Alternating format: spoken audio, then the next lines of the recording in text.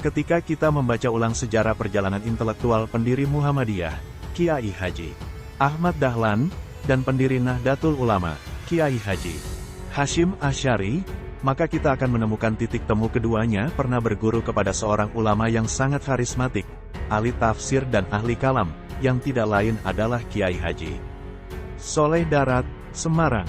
Kiai Haji Soleh Darat lahir di Desa Kedung Jumbleng, Kecamatan Mayong, Kabupaten Jepara, Jawa Tengah, pada tahun 1235 H, 1820 M, bertepatan dengan detik-detik ketegangan antara Belanda dan Pangeran Diponegoro. Amirul Ulum, Kiai Haji Muhammad Soleh Darat Al-Samarani, Mahaguru Ulama Nusantara, Yogyakarta, Global Press, 2020, Helm 39. Kiai Haji Soleh Darat meninggal dunia pada usianya yang ke-83 tahun, di Semarang pada hari Jumat Legi tanggal 28 Ramadan 1321 H, tanggal 18 Desember tahun 1903 M. Beliau disemayamkan di pemakaman umum Bergota. Belakangan jalan menuju pemakamannya kini diberi nama Jalan K.H. Soleh Aziz Masyuri, 99 Kiai Pondok Pesantren Nusantara Riwayat, Perjuangan, dan Doa, Helm 66. Ayah Kiai Haji Soleh Darat bernama Kiai Haji Umar Ibn Tasmin yang merupakan seorang ulama yang disegani di kawasan pantai utara Jawa. Kiai Haji Umar juga termasuk seorang pahlawan, pejuang kemerdekaan Indonesia. Beliau memiliki peran yang penting di masyarakat dalam menggerakkan warganya untuk memerangi tentara kolonial Belanda. Kiai Haji Umar beserta kolega, kawan, dan santri-santrinya masuk dalam barisan medan pertempuran Perang Jawa yang dipimpin oleh Pangeran Diponegoro pada tahun-tahun 1825 sampai tahun 1830. Lilik Faiko, Vernakularisasi dalam Tafsir Nusantara, kajian atas Tafsir Faid Al-Ehman karya Kiai Haji Soleh Darat Al-Samarani, Living Islam, Journal of Islam Discourses, Vol. 1. No. 1. Juni tahun 2018. Helm 94. Dilihat dari silsilah keturunannya, Kiai Haji Soleh Darat masih keturunan Sunan Kudus, yaitu dari ibunya, Nyai Umar binti Kiai Haji Singapadon, Pangeran Hatib, Ibn Pangeran Kodin Ibn Pangeran Palembang, Ibn Syekh Jafar Sodik, Sunan Kudus. Pendapat ini diceritakan oleh Agustianto yang mendapat keterangan dari Habib Lutfi Pekalongan. Data tersebut dapat dikuatkan dengan hubungan Kiai Haji Soleh Darat dengan Raden Kiai Haji Muhammad Soleh Kudus yang masih keturunan dari Sunan Kudus atau Syekh Jafar Sodik. Amirul Ulum, Kiai Haji Muhammad Soleh Darat Al-Samarani, Mahaguru Ulama Nusantara, Yogyakarta, Global Press, 2020, Helm 37. Tetapi ada sebuah pendapat yang mengatakan bahwa Kiai Haji Soleh Darat merupakan keturunan dari Pangeran Sambu atau Sayyid Abdurrahman Basyaiban. Pendapat yang lain juga mengatakan bahwa Kiai Haji Soleh Darat merupakan keturunan dari Syekh Ahmad Mutamakin Al-Hajini. Serta ada lagi sebuah pendapat yang menyatakan bahwa ia masih keturunan Sunan Bonang Ibn Sunan Ampel. Namun, pendapat-pendapat tersebut menuai ketidakjelasan dari mana jalur nasab mereka bertemu. Terlepas dari hal ini, beliau adalah keturunan dari orang-orang soleh yang mulia dan berpengaruh di zamannya. Semasa kecil, Kiai Haji Soleh Darat harus menyaksikan peliknya perang tepat di usianya yang ke-5 tahun, sebab ayahnya adalah seorang prajurit Pangeran Diponegoro.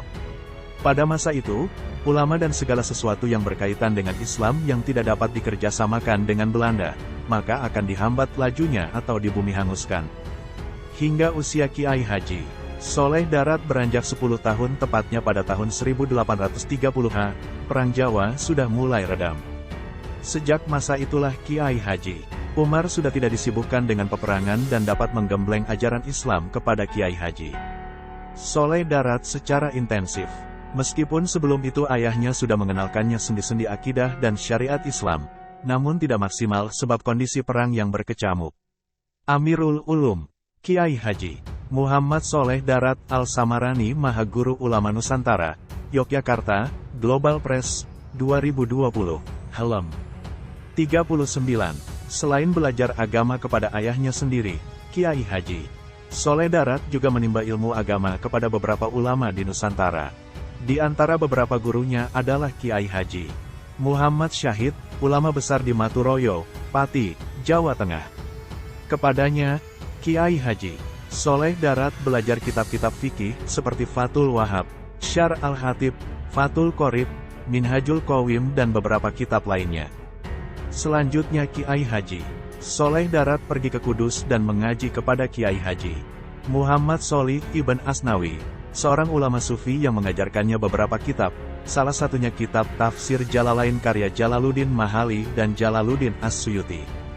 Sedangkan di Semarang, Kiai Haji Soleh Darat belajar berbagai kitab kepada beberapa ulama, di antaranya belajar ilmu nahwu dan saraf kepada Kiai Haji Ishak Damaran, belajar ilmu falak kepada Kiai Haji Abu Abdillah Muhammad Hadi Bamuni, Mufti Semarang, belajar kitab Jauharatut Tauhid dan Minhajul Abidin kepada Kiai Haji Ahmad Bafaki Ba'alawi, dan kitab Masal As-Sitin kepada Kiai Haji Abdul Ghani Bima. Bagus Irawan, DKK, Biografi Kiai Soleh Darat, dalam Syarah Al-Hikam karya Kiai Soleh Darat, Depok, Penerbit Safiha, 2016, Helm 27.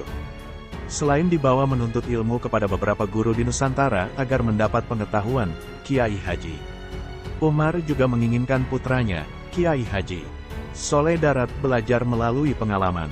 Oleh sebab itu, ayahnya mengajak Kiai Haji Soleh Darat ke Makkah dan singgah beberapa saat di Singapura. Ketika di Makkah, Kiai Haji Soleh Darat belajar kepada beberapa ulama masyhur, di antaranya, Syekh Muhammad Al-Mukri Al-Misri Al-Maki.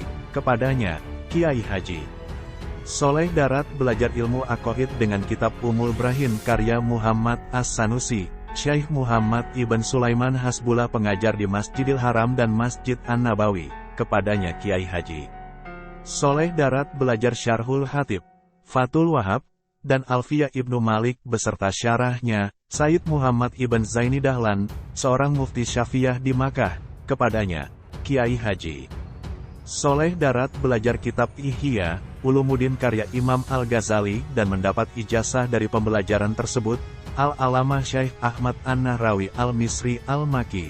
Kepadanya, Kiai Haji Soleh Darat belajar kitab Al-Hikam karya Ahmad Ibn Athaillah, Sayyid Muhammad Sholih Az-Zawawi pengajar di Masjidil Haram. Kepadanya, Kiai Haji Soleh Darat belajar kitab Ihya Ulumuddin, Juz'i dan 2, dan lain-lain. Setelah beberapa tahun menetap di Makkah untuk belajar dan sempat juga mengajar, Kiai Haji Soleh Darat memutuskan kembali ke Semarang untuk berkhidmat di tanah kelahirannya dalam rangka menyebarkan ilmu dan dakwah. Setibanya di Semarang, Kiai Haji Soleh Darat dinikahkan dengan seorang perempuan bernama Sofiah, putri dari Kiai Haji Murtada yang merupakan teman seperjuangan ayahnya ketika bergabung sebagai prajurit Pangeran Diponegoro dalam Perang Jawa. Setelah menikah itulah Kiai Haji Soleh Darat menetap dan melanjutkan menuntut ilmu kepada beberapa ulama serta mendirikan pondok pesantren di Semarang. Sebagaimana tradisi yang berjalan, bahwa sepulang dari Makkah sebagai seorang ulama itu biasanya mendirikan pusat belajar mengajar yang berupa pondok pesantren. Demikian pula yang dilakukan oleh Kiai Haji Soleh Darat. Tetapi pondok pesantren yang didirikannya sebelumnya tidak memiliki nama. Namun seiring berjalannya waktu, akhirnya pesantren tersebut terkenal dengan nama Pondok Pesantren Darat. M. Masrur, Kiai Soleh Darat, Tafsir Faid Al-Rahman dan R.A. Kartini, Jurnal Et-Takadum, Vol. 4, No. 1, Juli tahun 2012, Helm 33. Dalam catatan sejarah, diketahui bahwa dari banyaknya murid yang menuntut ilmu kepada Kiai Haji Soleh Darat, ada beberapa murid yang kemudian menjadi tokoh kiai karismatik dan terkenal di Nusantara. Di antara muridnya tersebut adalah Kiai Haji Hashim Asy'ari, pendiri Nahdlatul Ulama, Kiai Haji Ahmad Dahlan, pendiri Muhammadiyah, Kiai Haji Mahfuz, pendiri Pondok Pesantren Tremas, Pacitan, Kiai Haji Idris, pendiri Pondok Pesantren Jamsaren, Solo, Kiai Haji Syaban, ulama ahli falak, Kiai Haji Dalhar, pendiri Pondok Pesantren Watu Congol, Magelang, Kiai Haji Munawir, pendiri Pondok Pesantren Al-Munawir, Krapyak, Yogyakarta, penghulu Tafsir Anom, Keraton Surakarta, dan R.A. Kartini, tokoh pahlawan nasional. Dari sekian guru dan murid beliau yang sangat masyhur itu, tidak salah jika beliau menjadi role model ulama Nusantara yang sangat luas ilmunya, tetapi tidak pernah kehilangan tradisi kenusantaraannya. Bahkan beliau adalah termasuk salah satu pelopor penafsir Al-Quran dengan bahasa Arab Pegon. Semasa hidupnya, selain aktif dalam mengajarkan ilmu agama melalui pengajian-pengajian di Pondok Pesantren Darat hingga penjuru Nusantara, Kiai Haji Soleh Darat juga produktif menulis beberapa kitab dalam berbagai disiplin ilmu, di antaranya ilmu tasawuf, fikih, tauhid, dan tafsir. Tetapi karya beliau yang paling monumental adalah kitab Tafsir Faitur Rahman fi Tarjumani, Tafsir Kalam Malik Ad-Dayan. Tafsir Faitur Rahman berisi penafsiran dari surat Al-Fatihah sampai surat An-Nisa, yang terdiri dari 2 jilid. Jilid I dimulai dari Muqaddimah, penafsiran surat Al-Fatihah, dan kemudian dilanjutkan dengan surat Al-Baqarah yang diawali dengan pendahuluan dan dilanjutkan penafsiran ayat 1 sampai ayat 286.